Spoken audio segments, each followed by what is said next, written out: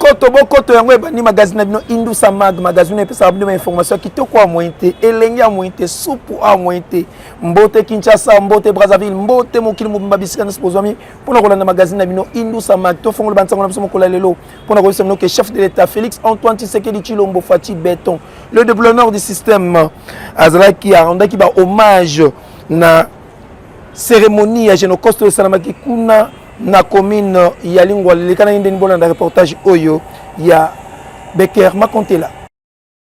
Bendeko babolingo et comme lokola bo mesano to tradition oyo esali déjà 3 ans chaque le 2 août et comme jour oyo bazali ko consacrer yango pona kolela batu ebelo bakufa na génocide ya bitumba pona richesse ya mboka na biso Génocoste pona année oyo journée nationale ya hommage ezalaki organisé ezalaki awa na Kinshasa oyo basali yango na quartier institutionnel ya Tembe na Tembe nyonso ebandaki na ba discours ya ndenge na ndenge ba responsable ya des institutions CIAVA oyo ezali ba institution chef de l'état a créaki yango na 2022 na maloba na bango motu na motu na tour na ye alobelaki likambo ya mabe o ekomelaki biso pendant plus de 30 ans. Le Génocoste, c'est ce cri que le temps n'a pas étouffé. C'est l'histoire que l'on refuse de bâillonner. Une mémoire insurgée contre l'impunité, une exigence de justice portée par tout un peuple. C'est aussi toutes ces femmes violées, mutilées, brûlées, dont les corps portent les stigmates de la barbarie, dont les silences hurlent encore. Conseil mokonzi ya mboka Félix Antoine Tshisekedi Tshilombo Fachi Béton le développeur du système ezali que pona makambo yo ezwa sens na yango singeli 2 chambres ya parlement atia makambo nyonso kitoko joli pona ko reconnaître le génocide o esalama na République démocratique du Congo. D'un point de vue politique, j'appelle solennellement les 2 chambres du Parlement à examiner dans les meilleurs délais l'adoption d'une résolution officielle proclamant au nom de la nation la reconnaissance des génocides commis sur notre sol. Quel que soit le temps que cela prendra, nous n'abandonnerons jamais ce combat. Petango, République démocratique du Congo, ezali kosala na ko reconnaître makambo oyo, biso toko continuer toujours ko bunda kaka pona République démocratique du Congo. Ndimela ngaike, président de la République andimi kolandela makambo nyonso oyo pe asali appel na moto nyonso pona kokanisa bango na ndenge ya dignité pe justice côté international. Président Félix Antoine Tshisekedi Tshilombo Fachi Béton le développeur du système alobi ke akosala nyonso pona ko akotalisa na Nations Unies reconnaissance ya Génocoste oyo esalamaki pendant 30 ans na République démocratique du Congo. À la veille de l'installation d'une commission d'enquête indépendante sur les massacres perpétrés dans cette région, je lance un appel solennel à la communauté internationale. Elle a le devoir moral et politique de soutenir cette démarche essentielle pour établir la vérité, rendre justice aux victimes et jeter les fondements d'une paix durable fondée sur la mémoire et la responsabilité partagée. Et si le monde hésite encore à reconnaître cette tragédie pour ce qu'elle est, un génocide rampant, nous n'attendrons pas que d'autres valident notre douleur. Nous en sommes les premiers témoins, nous en serons les premiers artisans de justice. Na cérémonie oyo ezalaki tango pona hommage ya batu ebele o bakufaki epai wape couple présidentiel pe visite centre ya documentation mémoriale oyo basali pona mémoire ya ba victime ya Génocoste oyo bozali komona ezali site ya liboso premier site national oyo ezali kolakisa place ya vérité ya histoire oyo ezali ko rappeler communauté nationale pe internationale on a courage ya ba survivants pe volonté ya autorité suprême ndenge bazali ko kanisa pasi oyo komila kibango eyokan totika la présidence pour le chef de l'état Félix Antoine Tshisekedi Tshilombo Fachi Béton le développeur du système asalaki mo bangé na réunion na comité présidium ya union sacrée pour na kofanisa masolo surtout que gouvernement union nationale esengeli bima basololaki na présidium elekalaki ndeni bolanda reportage oyo ya Becker Makontela eleki mabe awa na secrétariat général permanent ya Union Sacrée etondaki na ba militants pe ba sympathisants ya Union Sacrée de la Nation avec un partenaire idéologie awa na boulevard du 30 juin mosika te na so de mouton na 24 wana bondi milanga kezalaki deux fois te pour na plateforme présidentielle ndimelanga ke ezalaki pour na mbala ya liboso tomona autorité politique ya regroupement oyo aya awa na ndenge ya deux fois te bongo ambiance ezalaki awa palado madame palado messieurs fo lukilango kombo yoke loko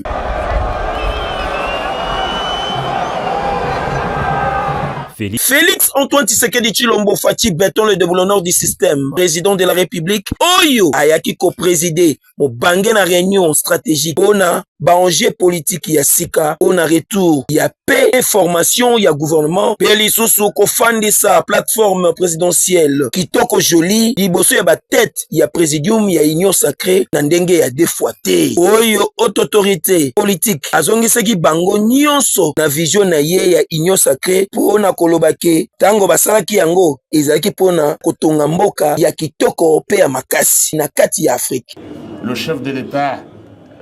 d'entrée de jeu a insisté. Il est revenu sur sa vision de l'Union Sacrée de la Nation. Comment il a eu cette initiative?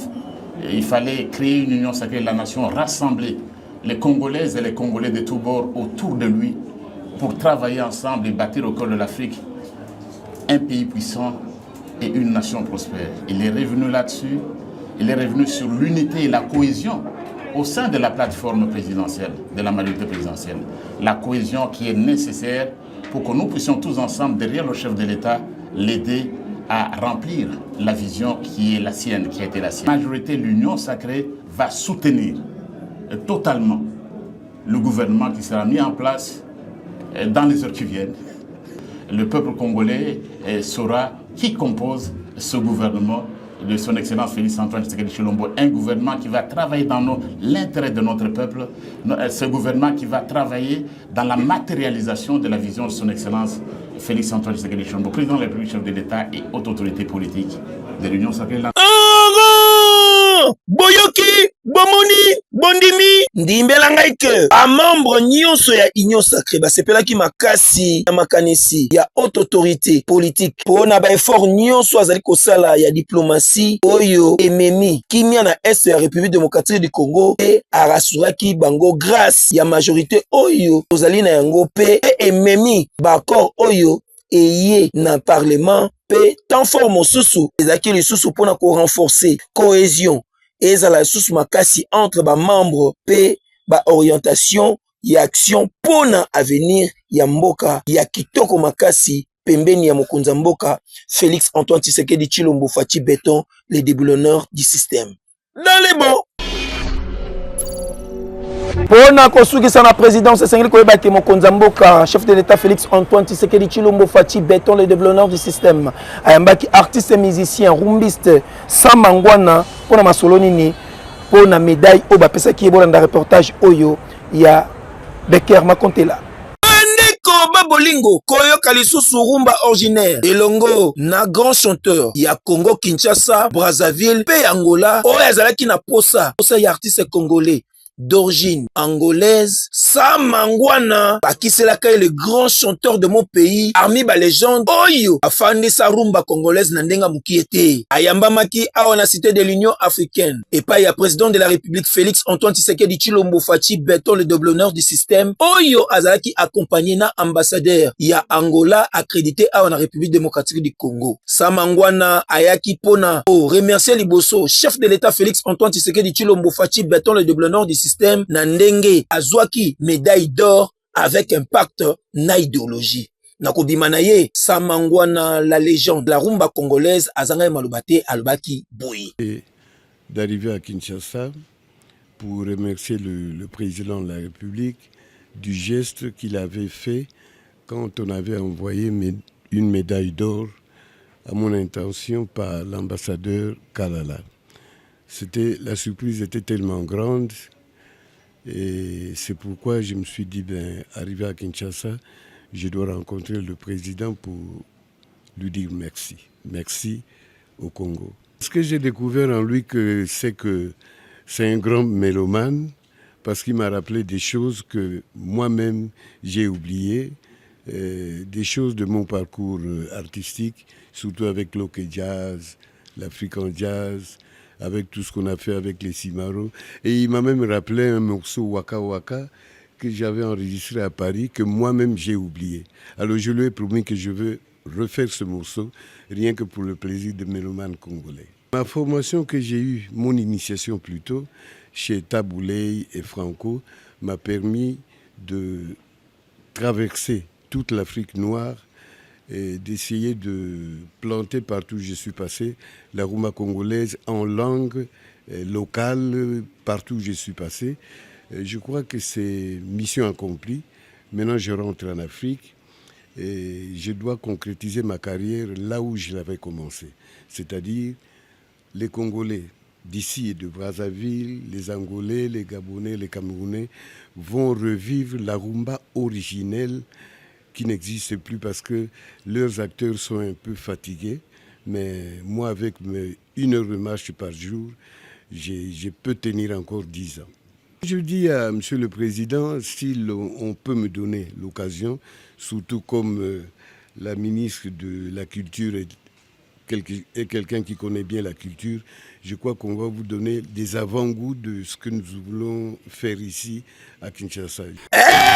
Boye bape bokangaki ona koyokisa bato lisusu rumba wana ya kala ya ebandeli wana na bamelomani oyo balingaka Samangwana ye alobi ke elongo na bakolaborateur na ye Suzy Kaseya na Maïka Monane baza koprepare deja eloko moko ya makasi na image ya production Palais du Peuple na tango ya festival Miss Independence. Eyokani Maître Joseph Moketawa Montazanga Lissumu, l'homme du Saint-Esprit Fachi en miniature, leader ya Grand Bandundu, alobeli par rapport ya nzela ya Bandundu ezali mabe ya sengi na mokonza mboka. Iye moka leka na nzela na potala ndenge nini ezali ya mabe makasi bolanda reportage oninga expliqué na micro ya Becker Makontela. D'abord, la diplomatie exceptionnelle de mon président Félix Antoine Tshisekedi pour cet accord de Doha et bientôt Washington qui s'annonce, qui réellement signifie une prise de définition. Je viens de Bandundu, de Grand Bandundu dans le Kwilu. Ma tournée faisant foi des 3 Kazis. Les primos, c'était pour juste habiller le Mama Veuve, comme d'habitude, que j'ai sali en passant l'autorité morale de Veuve, Mama Marthe Kassaloueto, de soulever cette exception avec le Mama Veuve dans le Bandundu natal. Deuxièmement, je demande à mon président s'il y a possibilité de savoir descendre dans l'option d'entendre voir comment l'État de notre route se retrouve dans un état critique. Troisièmement, mon président doit savoir que cette descente que je viens d'annoncer pour la conférence des gouverneurs des provinces va lui rappeler et dévoilera les apparences mensongères de plusieurs politiciens du Kwilu. Alors moi, en tant que grand notable et le président national de la fondation qui porte mon nom, lorsque le chef d'État m'envoie à la chasse, c'est pour attraper un gibier. Je suis rentré avec le gibier pour annoncer que bientôt le chef d'État doit descendre pour l'option d'entendre et voir. Encore une fois, mes sincères félicitations au mon président Félix Antoine Tshisekedi pour la diplomatie exceptionnelle dont la délivrance de notre pays, comme tu avais promis, le Kissalume Banda. Nous avons dit merci. Je salue tout d'abord la diplomatie exceptionnelle de mon président Félix Antoine Tshisekedi Tshilombo, à voir comment bafouer l'accord de Doha et bientôt pour le Washington. Ça s'appelle une prise de définition. Ma tournée dans le Grand Bandundu, précisément à Kwilu, en tant que le grand notable et président de la fondation qui porte mon nom, je suis rentré avec 3 Kazis. Les primos, je me suis d'abord annoncé la descente de mon président Félix Antoine Tshisekedi avec la conférence des gouverneurs dans le Kwilu, à Bandundu chef-lieu, que cette descente que je demande à mon président, si possible, de venir par la voie routière pour l'option ou les principes d'entendre voir comment la route est dans un état délabrement. Ou même le gouvernement provincial qui n'arrive même pas à s'engager, s'organiser pour le service de cantonnage manuel. Ça c'est de 1. De 2, ma tournée faisant foi avec le Mama Veuve parce que la fondation émaille à tout moment à faire habiller les Mama Veuve, que j'ai sali en passant aussi l'autorité morale de Veuve, Maman Marthe Kassalouetou, de tout droit au cœur, d'avoir comment l'option pour engager fortement dans mes consciences pour nos mamans veuves de Bandundu dans le Kouilou. Troisièmement, je demande à mon président, notre madame Acacia des affaires foncières, nous demandons brièvement où en sommes-nous, parce qu'il a dû signer un arrêté inscriant, annulant le farfeli dont la société Cap Congo a dû signer avec le gouvernement sortant de Willy Tchundala n'a jamais été exécuté. Alors que les bravoures que je pouvais souligner ici, cette descente de mon président dévoilera les apparences mensongères de plusieurs politiciens dans le Kouilou. Alors Joseph Moki, en tant que Facha Miniature, je suis rentré pour rappeler à mon président que dans le Kouilou, nous avons beaucoup à faire avec les antisociaux ou des serpents venimeux. Voilà ma présence et mon retour dans Kinshasa, la capitale, pour démontrer que le chef a vraiment une option de soulever. Et si dans cette optique, je demande aussi plus loin à mon président de soulever une exception au regard de la Constitution, nommant même les commissaires spéciaux. Parce que jusqu'à ce jour, les différentes provinces demeurent invariables et nous ne maîtrisons pas l'identité et la vision de très cher président Félix Antoine Tshisekedi, le garant de la nation. Mosala ezali komona na miso ya bato kuna na quartier na terre jaune na commune ya Ntsele boyeba ke la police eza kosala mosala ngo kitoko ya légion bakangi bana ya kuluna oyo baza konyokola bato makasi na niveau moko ya deux fois te bolanda reportage oyo ya Dadi Bilumbu l'élève du maître. Na mibali oyo bozali komona bakuluna ya kosakana te tala net oyo ozomona boye elongi ya boloko oyo mosusu wana elonga lifelo oyo mpe ozomona boye elongi ya liwa soko okutani na bango barataka te tunanga nini ndeka basalaka mosala na bango ya kobotolaka bato biloko na banzela kopapa bato machete lokola colonel Willy Kabondo awa na leni ya terre jaune afandisi ndusa na ndenga mukiete alalela bango mama na coussin ti omona bakanga bango boye bango nde bakataka bato machete mais tango caméra na biso ekomaki wana nzoka nde bango tango bande kosamba devant colonel Willy Kabondo bango balobi ke bango baza ba finaliste kasi likambo ki finaliste yango nde pe sesukelaki bango ekomaki likambo ya question na français yokelangi loko. Je finis ici à Kinshasa. Oui. À côté de l'hôpital de Emerald en 2005. À 12 ans. Oui. Je suis enfant de policier. J'ai rien fait. J'étais chez nous, j'ai venu ici j'ai parti chez ma grand-mère. J'étais chez nous, j'ai parti ma grand-mère. Oui. Allons-y. C'est ma grand-mère qui m'a appelé. Fais quoi là-bas? Non, elle a dit qu'il faut que j'aille là-bas. Il me donne l'argent, je peux acheter le sac de farine. Tu peux acheter quoi? Sac de farine. Continue. Et après? Lui, c'est mon ami. Vous étiez vous deux? Oui. Il était venu chez nous pour me voir. Pour te voir? Oui. Alors, quand ma grand-mère m'a appelé, après on commence à parler vers lui. Pardon? Après on commence à parler vers lui. Olobi? Moi j'habite à Bibois. Oui. Je vais venir faire voir mon ami ici. Je vais venir faire voir mon ami ici. Longonia mingi na colonel Willy Kabondo ya Légion nationale d'intervention oyo yazo continuer toujours kosala musala kitoko selon ba kondinde balingi musala ya kobatela population na biloko na bango yango nde penza ya zai kosala. En tout cas koto yo awa na commune Ntsele na côté ya terre jaune sécurité zo ya maleme c'est naturel. Sortie officielle, il y a mutuelle des responsables de Kinshasa et Salamaki avec un partenaire idéologie pour le reportage. Oui.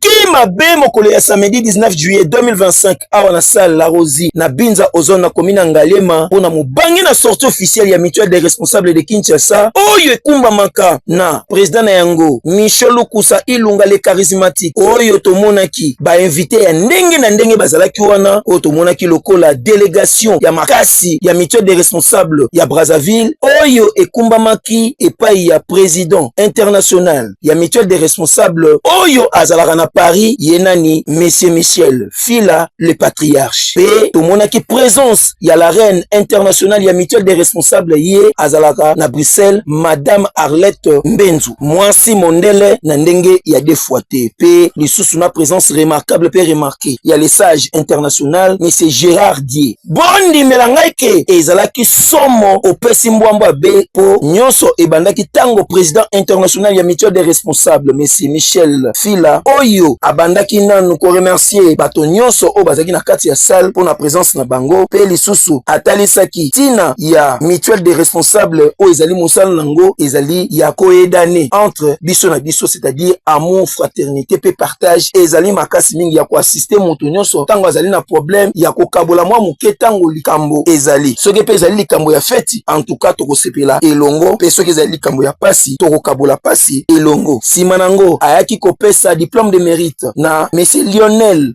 oyo azali trésorier ya mutuelle des responsables pe vice-président ya mutuelle des responsables de Kinshasa avec un partenaire idéologie pour la mission ya makasi yo bapesaki ye pe ezalaki accompli babenge l'homme courageux, l'homme de bravoure, guerrier ya kosakana te na ndenge ya deux fois te. Après wana bayaki ko présenter président ya mutuelle des responsables de Kinshasa Monsieur Micholo Kusa Ilunga le charismatique motomoko bien oyo azalaki wana tango ba présenter ye nyonso ezalaki kitoko pe lisusu na ndenge a organizaki makambo ne kitoko pona kofandisa mutuelle des responsables de Kinshasa kitoko joli bapesaki ye cadeau ya symbole ya trophée bozali komona ezali symbole ya logo ya mutuelle des responsables avec un partenaire idéologie. En tout cas ezalaki elengi makasi après wana nde président international Monsieur Michel Fila ayaki ko présenter pe marraine internationale ya mutuelle des responsables wa utaki Bruxelles Madame Arlette Mbenzu mwasi mondele na ndenge ya defoite pe sima nango bayaki pe ko présenter délégation ya Brazzaville oyo utaki Brazzaville kitoko joli basi ya kitoko mibali ya kitoko elenge ya moite soupu na niveau ya defoite après ba présenter pe mutuelle des responsables ya Kinshasa oyo ebandi musala nango na ndenge ya defoite ndimela ngai ke après nyonso wana tango salami nde tango ya kosala ki président ya mutuelle des responsables de Kinshasa Michel Kusa Ilunga le charismatique ye pa telema ki pona ko remercier bato nyonso o bayaki na kati ya fête oyo pe na ba effort nyonso ya bato basali surtout mingi pe na marraine internationale ya mutuelle des responsables pona soutien na ye Madame Arlette Mbenzu pona présence na ye pe na bato nyonso ba invité de marque o bayaki na délégation ya Brazzaville sima nango eyaki kokoma nde sikoyo moment ya ba cadeau o ba invité bayaki nango ya deux fois te oyo epesamaki kitoko joli na ambiance ya elengi après wana kolia pe komela ezalaki au rendez-vous makinu ezalaki wana ya kosakana te a bozali kozwa ndenge nini le deux présidents national et international nde bazali kokata makinu na ndenge ya deux fois te yokelange loko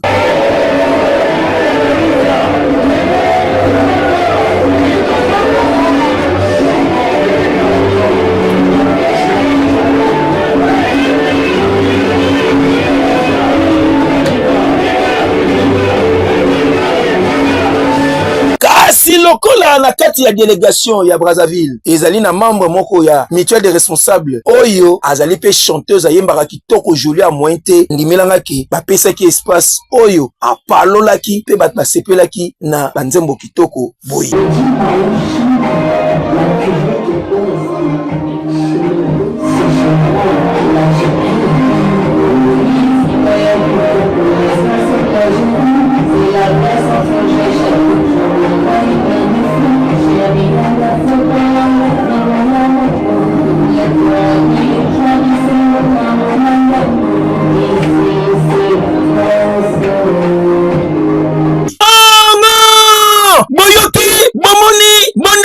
Yakosambezate, mutuelle des responsables de Kinshasa et Botami avec un partenaire idéologie sous la bénédiction. Il y a président international, il y a mutuelle des responsables, Monsieur Michel Fila, le patriarche, oyo a baptisé mon ndenge ya kosakanate, oyo a pesi pouvoir sikoyo et pas il y a président national, il y a mutuelle des responsables de Kinshasa, Michel Kusa Ilunga le charismatique, très crédible, peu intelligent na ndenge ya deux fois te, to banzike elongo na comité mobimba, bako kumbe lango pena ndenge masolo tu ndenge sengeli et puis statut lobby na règlement d'ordre intérieur. Non. feti oyo ezali kitoko makasi kasi mpo na bino boyeba mpe bokanga ke mutuelle des responsables ezali kaka na Kinshasa te ezali mpe na Brazzaville te donc mutuelle des responsables ebanda na Brazzaville eke na mikili ya poto mpe lisusu yango se planter awa na ville province ya Kinshasa mpo na République démocratique du Congo mobimba no.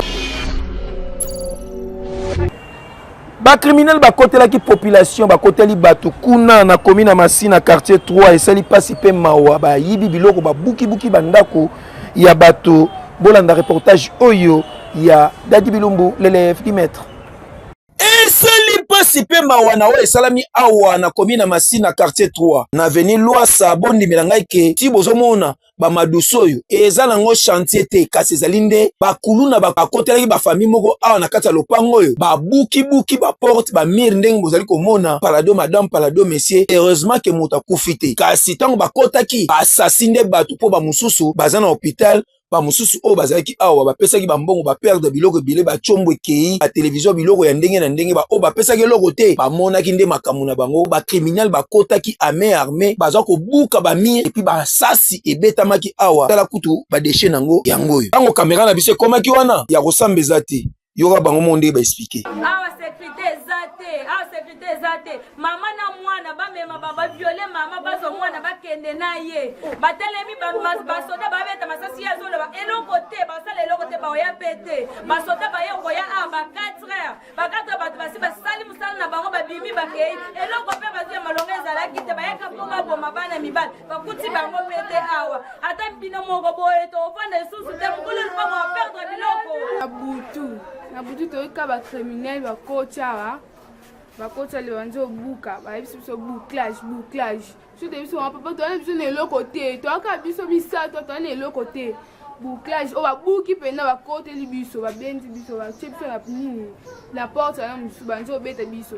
to banzo obeta biso baarme oyo banda kosalela yango ezalaki baarme vraimen ya kilo makasi ke baarme bapolisier basalela oyo ale ntombo banzo obeta biso nga bazwi nga bameminga kuna na nga ntombo bameminga nayebi te mpesi bakende na ngai mba moko ntango bayoki baréponse ya basoda oyo alwasa babeti ale batiki oyo ana ayebisi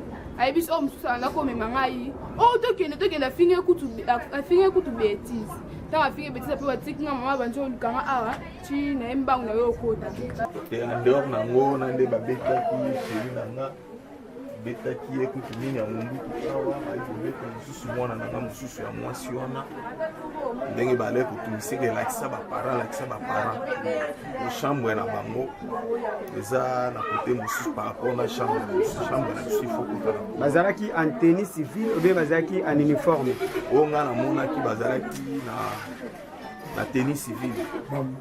baye na tenue civile babi ke toyawa biso toyebi yo te batindi biso nde kotinda que la justice soit faite tozomona insécurité nde tozala donc tozalaki mpenza na merci à la merci oyo balobaka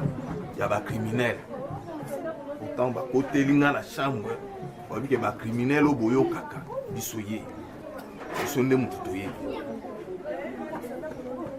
talaka événement de 1h, 2h51. Donc ce n'était pas facile. Donc pas molika kanzambe wana, le Dieu de papa et maman langi, Jésus Christ Massia. Nzamba mission, nzamba atikala kobosa na bolamu ya moté. 1h20. Peka ba coup de balle, bande zobeta. Ba posa na place à okima tete yeli banzo beta na portail babeti nane bafungoli portail bayeba badi kobeta na porte ndako asali plus à 45 minutes po babuka baaccede na kati ya ndako soki ezalaki basoda obe intervention ezalaki sur place balinga bakuta bango na porte po ezwi temps po babuka bakota na kati ya ndako bayaki ebele mosusu balati bakagole mosusu balongoli bamaske na bango ntango bafungoli ndako bakoti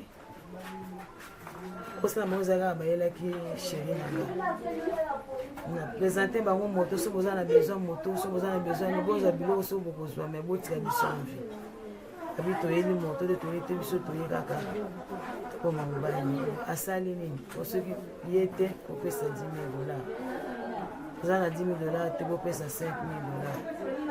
ye na kombo wana babeti bacoup de balle na kati ya ndako awa moya eza te bakangi biso basinga babandi kobeta babeti nde kobeta sokozaka tokomisalaka mbongo bakoti na champ place mobali na nga azalaki bakangi basinga babandi kobeta nga bakangi aso basinga tie ntango tomoni mpeke tokomi na suka nde mayozwa soki nayosa oyo mbongo toza nango ezalaka oyo eza na sai bazwi mbongo wana nyonso emibaki tokosenga na bakonzi ya la police mingi pena na commissaire provincial ya ville province ya Kinshasa ya la police aluka ndenge nini ya ko renforcer sécurité et puis ya ko renforcer o ezali logistique lokola pona ba policier basalaka musala kitoko selon ba information il peut arrêter la police ya Luasa aka na mundu kimoko eta la population ebele oyo bango côté oyo baza kosala sécurité ba kosala ngo ndenge nini en tout cas ezosenga ba renforcer o ezali logistique et puis na ba élément o ba sécuriser population na biloko na bango po boy sointa tolobi. Merci Nane Bozake Belel Bosso à poste télévision na bino pona kolanda magazine na bino Indou Samag Castozena quelques pages roses awa joyeux anniversaire na Giovanni oaza ko fêter anniversaire na mokula lelo ko yinda mabeko lia pe ko mele vous allez rendez-vous libe balibunga ngulu ngulu tabande taba 22-20 whisky de whisky ko melama pona ko célébrer anniversaire ya Giovanni joyeux anniversaire les sous na maître Christelle Ntenda moi c'est kitoko depuis Canada. En tout cas, magistrate Nabiso avec un partenaire idéologie et koyin na mabeti na Canada baza ko fêter biso pe na Kinshasa toza kolia ngulu ya rappel ande ko sambo na niveau moko ya 2 fois te puis 45 maboke et ko tumbama net kaka net te 22-20 whisky de whisky champagne de champagne pe gâteau d'anniversaire et kozalama wana na ndenge ya 2 fois te. Joyeux anniversaire lisusu na Kersia la mine vraie chérie resana totali moi so komisi nzambe lelo ko yinda mabe ngulu ya quartier 1 ko tumba mape ko lia makitoko joli nantaba et puis na commande ya 45 maboke et ko tumba matuza ko lia tuza ko mele 22-20 whisky de whisky champagne de champagne eza ko lia ma na ndenge ya 2 fois te pour ko célébrer anniversaire ya Kersia la mine vraie chérie ya changu na ndenge ya mukete et kozala libeba libonga en tout cas toko sepela makasi mingi. Merci Nane Bozake Belel Bosso à poste téléviseur na bino pona kolanda magazine na bino Indou Samag. Merci na espace Foclas pour na pesiso opportunité oyo puis merci na assistance ya l'homme 3x100 et puis Ismaël Poutine hein Hervé Bossitapen et puis Josué Ntsala oyo asimbaki caméra bendenga beauté kitoko joli à mointe elengi pe makasi et puis to tika to remercier bato baza ko sunga biso lokola maître Joseph Moketawa ba motazanga lisumu Fachi en miniature leader ya Grand Bandundu vrai disciple ya maman Denise Nyakeru pe ya maman Marthe Kasalo meme national pe ya mokonza mboka oyo aza ko bunda pe na prophète Dieudonné ya église miel oyo aza ko pesa biso toujours opportunité pe na honorable Alpha Imbolo waza ko soutenir biso makasi mingi pinza ndeka toza ko loba façon Fachi wetu Fachi beton tele mune namir ya nani ya bana kisasa o balinga magazine na bino kitoko mointe ngala bino lobi